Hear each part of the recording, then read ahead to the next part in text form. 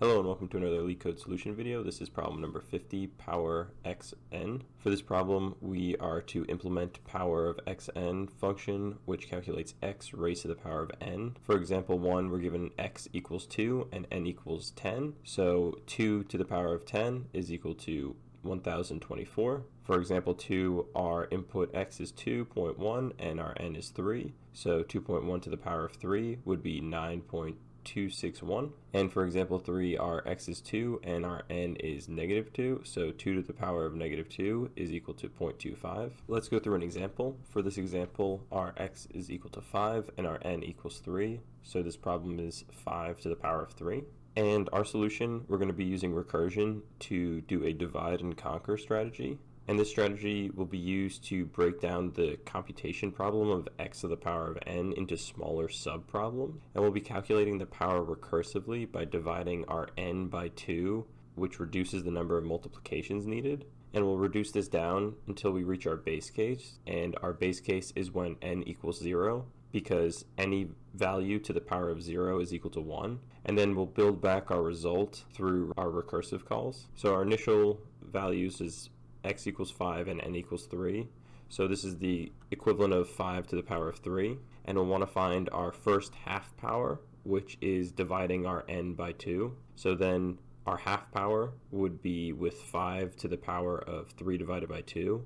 And for this problem, when we're calculating our half power, we'll want to round down our n value. So with rounding down here, it'll be 5 to the power of 1. And since we haven't reached our base case yet, we're going to want to calculate our half power again with our new values. And this is where our recursive functionality would come in. We would call our recursive function again with now our x equal 5 and our n equal 1. And when we calculate our half power with these new values, we'll have 5 to the power of 1 divided by 2. And with the division, we'll round it down, so it's 5 to the power of 0. And this is our base case. So any value to the power of 0 is going to equal 1. So at this point, we'll want to return a value of 1 back up to our previous iteration of our recursion. So this is where we're building back up our final output value. So with our half power value, we'll start building our output value. So we'll calculate our result of this recursive part of the function where our x equals 5 and our n equals 1. And since our n value is odd, we'll multiply half power times our x value,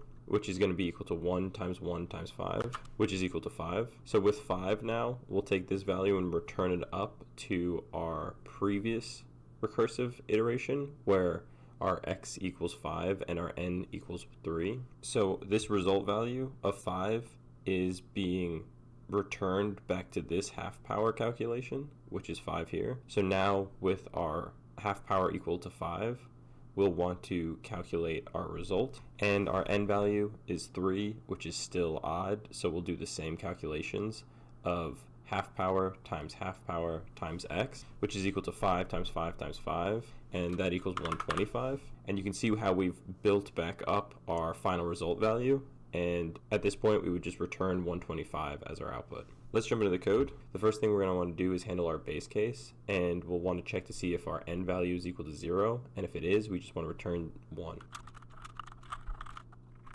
Next thing we'll want to do is handle the case where our n value is negative. We did not see this in our example solution, but for that case, what we'll want to do is set our x value equal to 1 divided by x, and then set our negative n value to positive.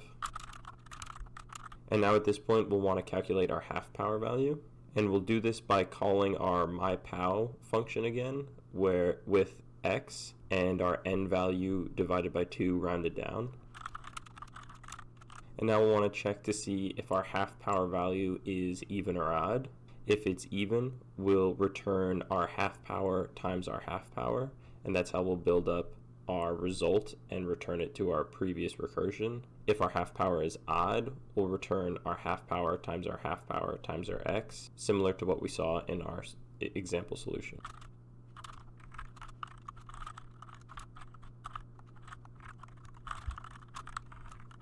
And that's it for our code, so let's run this. I had one small syntax error. When calling myPow function, we need to add self.myPow function so it can find it.